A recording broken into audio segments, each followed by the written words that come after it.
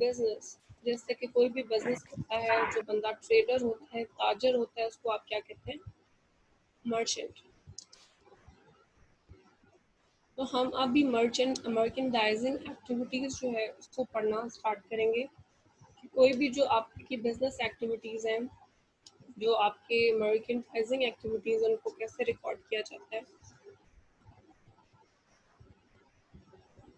Operating cycle क्या होता है मर्चेंडाइजिंग एक्टिविटीज़ में? We have this operating cycle, ये जो आपकी स्क्रीन पे शो हो रहा है। कैश से आप स्टार्ट करते हो, कुछ मर्केंडाइज को सामान परचेज करते हो, उसको अपनी इन्वेंट्री में शामिल करते हो, and then this is your cash. You purchase the merchandise, उसको आप इन्वेंट्री में ऐड करते हैं, and then you actually sell off merchandise account में से सेल करके। ऑन अकाउंट मीन्स कि आप क्रेडिट पे सेल कर रहे हैं, और जब क्रेडिट पे सेल कर रहे हैं तो यू गेट अकाउंट्स रिसीवेबल, और अकाउंट रिसीवेबल जब आपको पे बैक करेंगे तो आपको क्या मिलेगा? Collection of the receivables. Collection of the receivables से आपके पास अगेन दोबारा कैश जनरेट हो जाएगा। So here is your operating cycle of a merchandising company.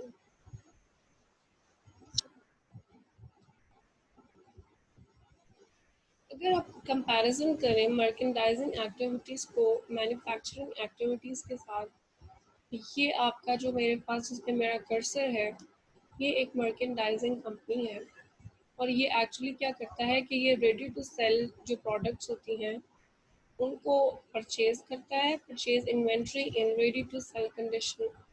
उसको मज़ीद प्रोसेस नहीं करना पड़ता, और जो जैसे वो परचेज करता है वो उसी तरह से सेल करने के लिए रेडी होता है। इसकी बेस्ट एग्जांपल वो रिटेल स्टोर्स हैं, या वो ग्रॉसरी स्टोर्स हैं, या कैश एंड कैरीज हैं, जो कि क्या करते हैं, प्रोडक्ट्स को लेके और आपको सेल कर देते हैं। Here is the manufacturing inventory. ये एक मैन्युफैक्चरिंग कंपनी है जहाँ मेरा कर्सर है। एक्सक्यूज मी।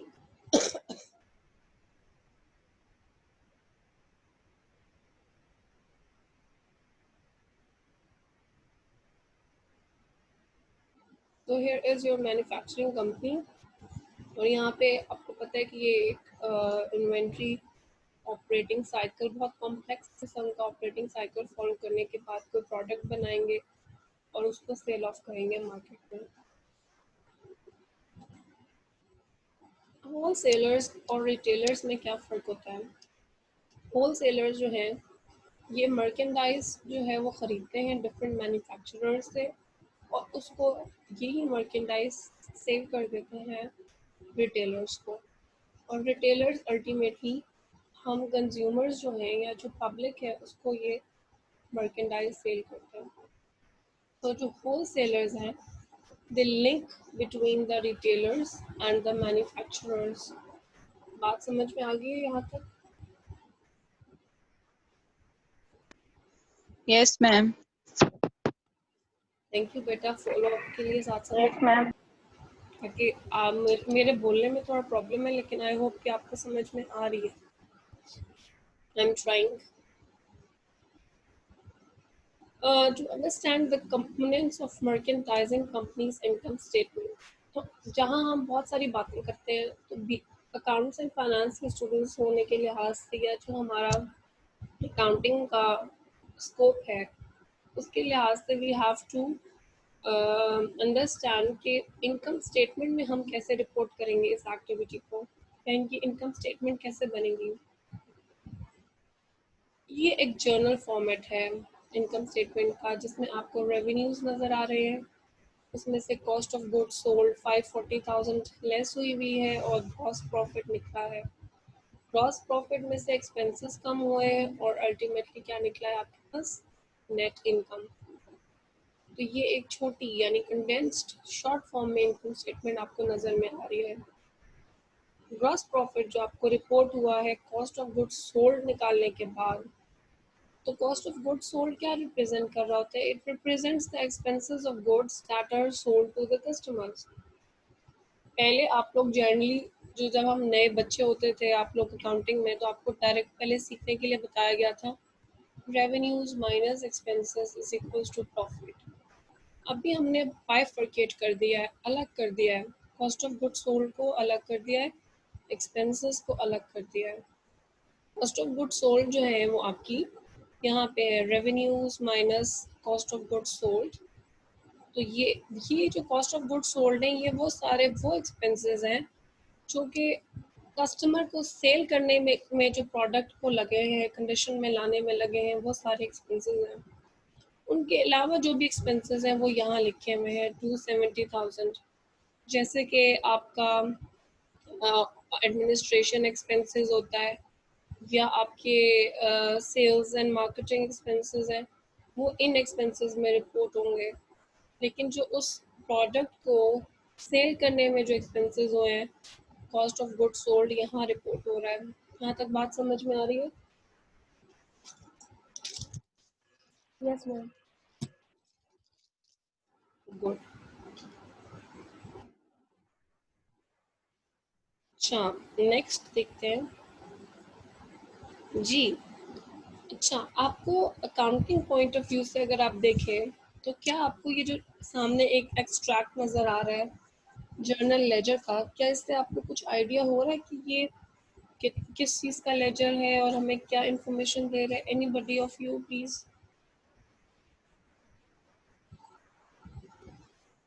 कोई बताना चाहेगा?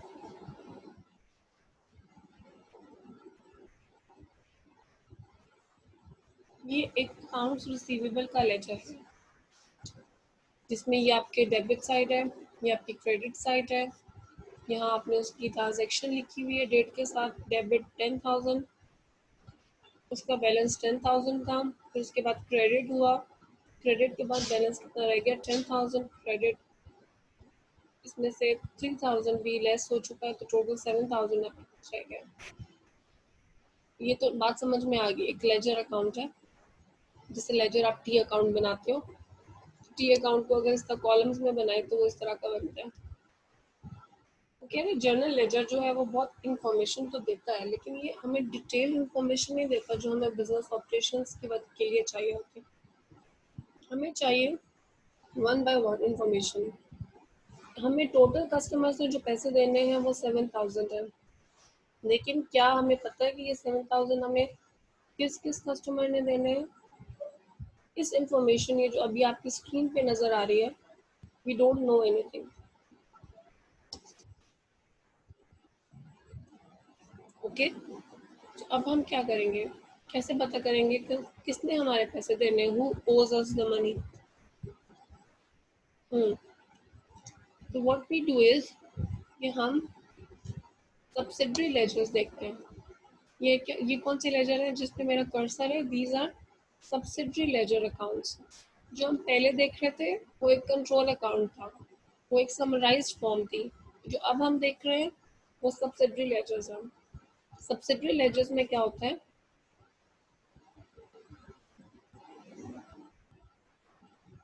बेटा आप लोगों को अपने अपने इंटरनेट चेक करना है, बिकॉज मेरी जो आवाज़ है वो तो बिल्कुल बाकी सबको तो सही आ रही है ना? एनीवन? यस मैम, सही आ रही है। हाँ, तो बाकी जिन लोगों को नहीं आ रही ना, वो अपना इंटरनेट कनेक्शन ठीक करो, या मोडेम के पास जाके बैठो, या सिग्नल्स वाले रूम में बैठा करो क्लास के लिए। ओके जी। So these are the subsidiary ledgers, और ये आपके जर्नल लेजर हैं। अगर हमें ये पता करना है कि जो 7,000 है इसमें कौन कौन से हमारे क्लाइंट्स हैं जिन्होंने हमारे पैसे देने हैं, वो हम कहाँ से इन्फॉर्मेशन लेंगे? We will take it the information from the subsidiary ledger. So here we know that by watching, by observing, or by taking information from subsidiary ledger, we came to know that 2,000 is pending from Jake and 5,000 is pending from Jacobs. तो ये दोनों जो है हम information इस 7,000 का breakup हमें मिल गया. तो इसलिए जैसे कि मैं कहूँ कि अगर BS AF सेक्शन B उसमें आप सब आ जाएंगे, लेकिन अगर मुझे इंडिविजुअल पता करना है कि गनमा ने कितना काम किया है, फारिया ने कितना काम किया है, तैयबा ने कितना काम किया है, तो I have to look into your individual performance reports. ठीक है, तो ये एक इंडिविजुअल रिपोर्ट्स के लिए आपको जाना पड़ता है, सब्सिडरी लेजर्स कहते हैं उनको. और जो मेन अकाउंट है, जो पूरी जैसे आपकी क्लास है, वो आपका कंट्रोल अकाउंट हो जाता है.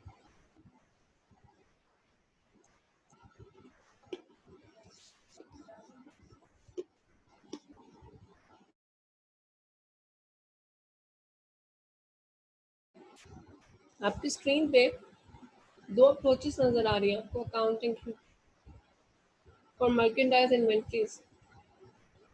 One is called perpetual inventory system and second one is called periodic inventory system. ये नाम कहीं पहले सुना है आप लोगों ने? नो मैम, सुना हुआ है. किसने सुना हुआ है? कोई पार्टिसिपेट करना चाहेगा? पीरियोडिक इन्वेंटरी सिस्टम जो होता है, जो पीरियड के एंड पर होता है. बिल्कुल. Period means a specific time period. It could be 6 months, it could be 1 year, it could be a month, it could be a week. Anything that is made after a certain period वो periodic inventory system होता है. Perpetual का मतलब होता है साथ साथ, simultaneously. जैसे जैसे ट्रांजैक्शन अकर हो रही है, आप वैसे वैसे उसको रिकॉर्ड कर रहे हैं. सो परपेचुअल इन्वेंट्री सिस्टम में आप साथ साथ रिकॉर्ड कर रहे हैं. पीरियोडिक इन्वेंट्री सिस्टम में आप क्या करते हैं? एक पीरियड के एंड होने का वेट करते हैं. Okay, let's have a look in detail about these inventory system.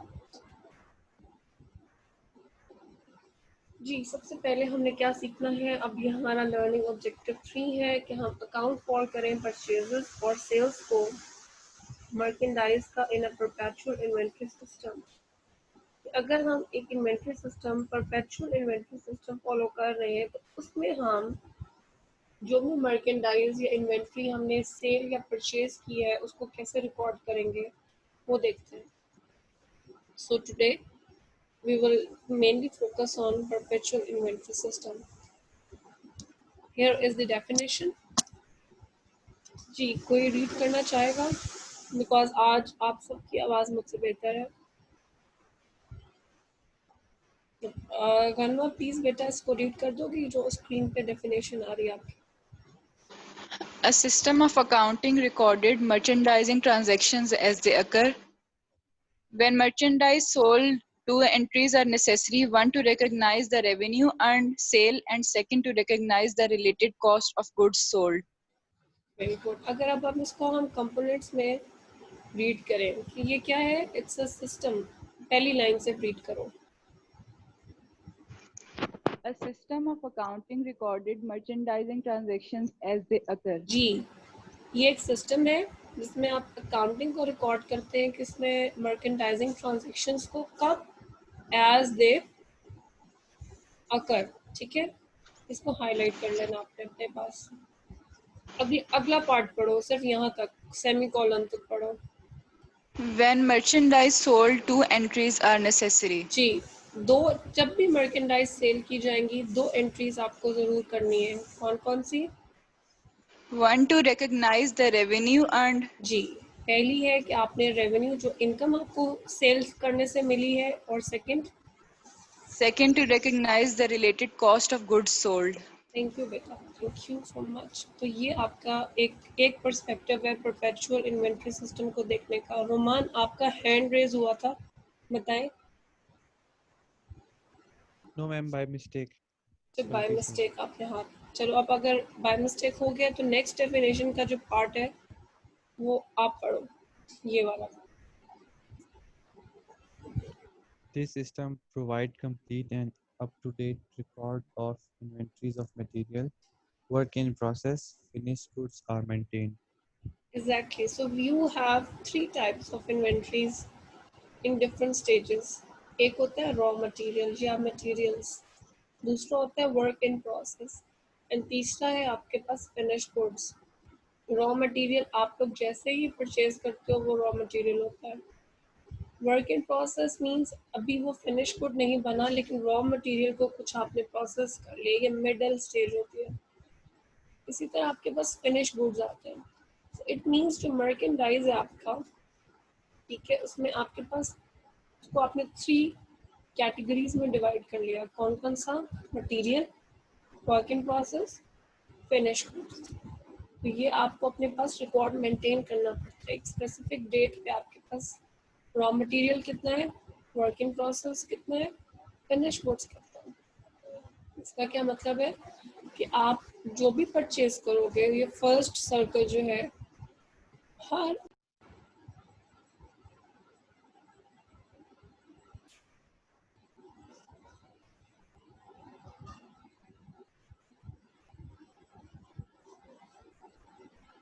आपको मेरी आवाज आ रही है बेटा? Yes ma'am. Yes, ma'am. Yes ma'am अभी आ रही. पहले नहीं आ रही थी. अभी आ रही है.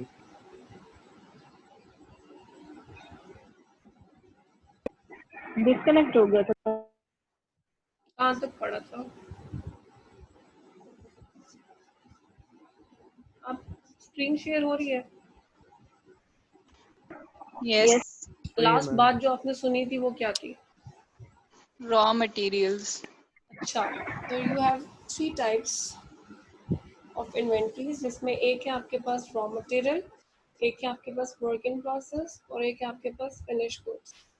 तो रॉ मटेरियल्स वो होते हैं जो इनिशियली आपने मर्केंडाइज अपने पास लेके यूज करना है. वर्क इन प्रोसेस वो होता है जिसपे कुछ ना कुछ काम हुआ हो. And last you have the finish goods. Finish goods आपका वो फाइनल प्रोडक्ट होता है जो रेडी टू सेल होता है. इन सब बातों से हमने क्या कंक्लूड किया? वी हैव कंक्लूडेड कि जब भी कोई परचेज करेंगे आप मर्केंडाइज, तो क्या करेंगे, उसकी एंट्री जहाँ कर्सर है वो देखें. जो भी परचेज करेंगे उसकी एंट्री करेंगे, एंट्री जो भी सेल करेंगे उसकी एंट्री करेंगे, और जो भी कॉस्ट ऑफ गुड्स सोल्ड है आपके पास वो एंट्री करेंगे. So you have 3 main events. कौन कौन से? जब भी कुछ परचेज करोगे उसको एंटर करोगे, जब भी कुछ सेल करेंगे आप उसकी एंट्री करेंगे, और entry of cost of goods sold करेंगे. वहाँ तक बात समझ में आ गई है? Yes, ma'am. Okay.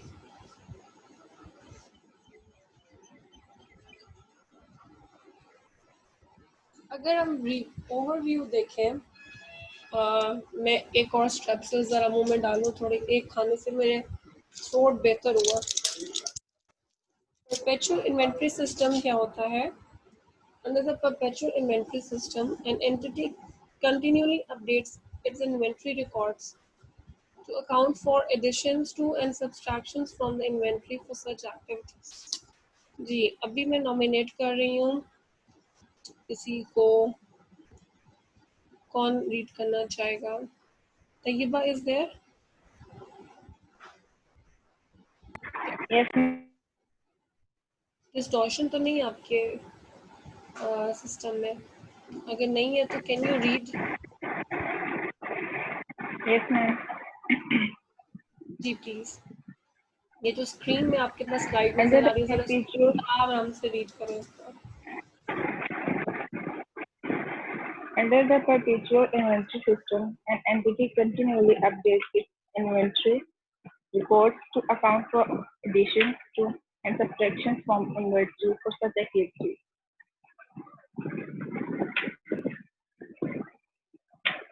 As received inventory items, goods sold from stock, items moved from one location to another, items picked from inventory for use in the production process.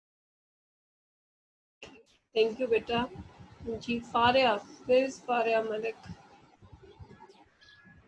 Yes, ma'am. हाँ बेटा, आपको स्क्रीन नजर आ रही है? Yes, ma'am. तो जरा जोर नाश्ता तो नहीं किया होगा आई होप अभी तक, लेकिन अगर कर लिया है तो जरा ऊंची सी आवाज में इसको पढ़ना है।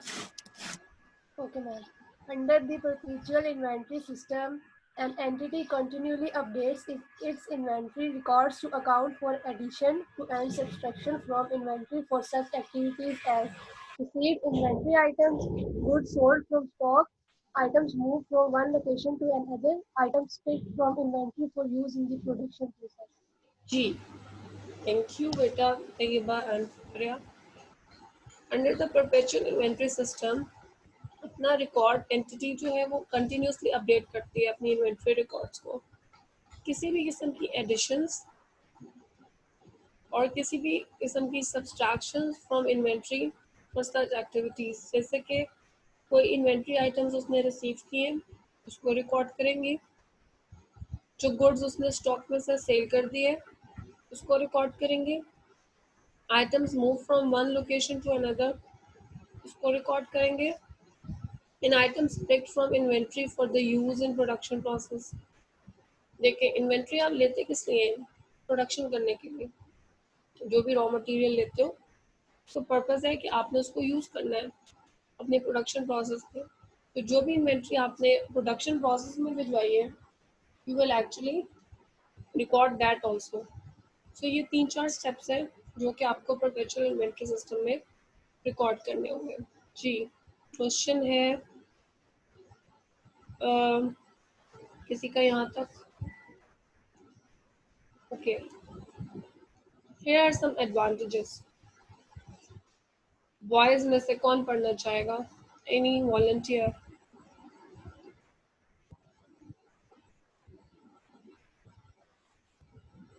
Hurry up, beta. We don't have much time.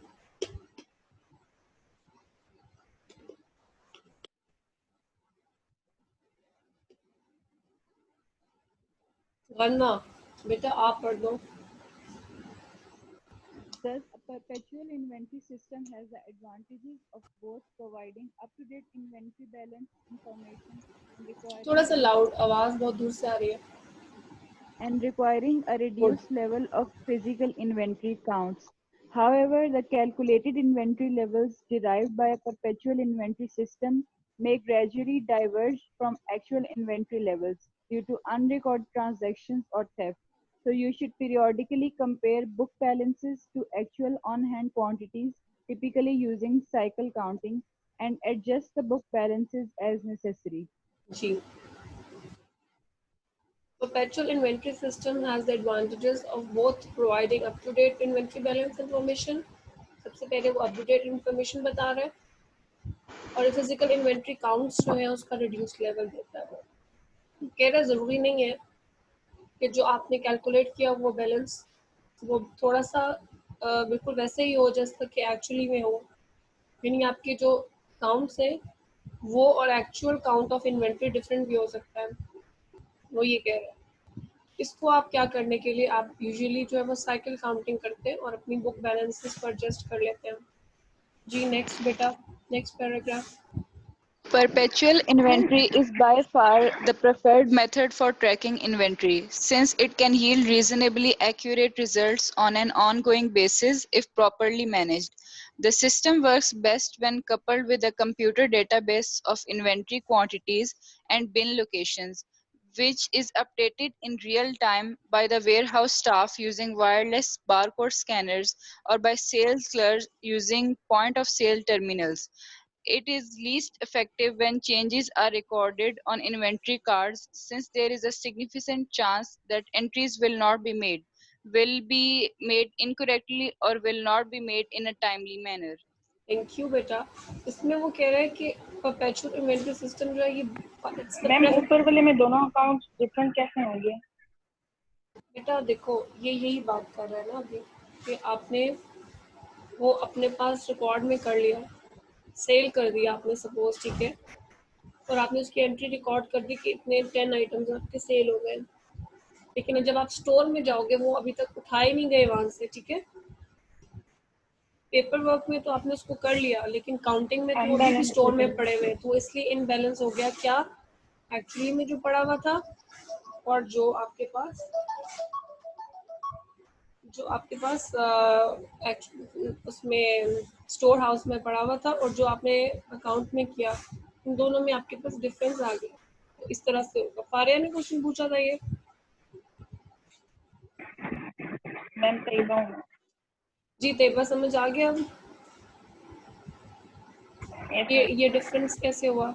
अब ये वो आपको कह रहा है, this is he is actually describing the reasons in the second paragraph कि जैसे आप स्टोर पे जाते हो, अपनी कोई परचेजिंग करते हो, ठीक है, स्टोर में से आइटम जो कैश एंड कैरी है या बिग स्टोर्स है या जो भी आप शॉपिंग करने जाते हो, अपनी बास्केट उनको देते हो काउंटर पे, तो आपने देखा होगा कि वो हर आइटम को क्या करते हैं, स्कैनर करते हैं, बारकोड स्कैनर से स्कैन करते हैं।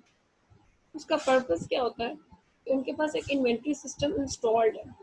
जैसे जैसे वो स्कैन करते जाएंगे वो आइटम्स उनके पास नोट होते जाएंगे, वो सारे आइटम्स वो अपनी इन्वेंट्री से पे लेस कर देंगे, जिसकी वजह से उनके पास अपडेटेड रिकॉर्ड आ जाएगा कि सुबह उनके पास कितने आइटम्स थे, कितने आइटम्स उन्होंने सेल कर दिए, by the end of the day उनके पास क्लोजिंग के टाइम पे क्या एंट्री। यहाँ तक बात क्लियर होगी।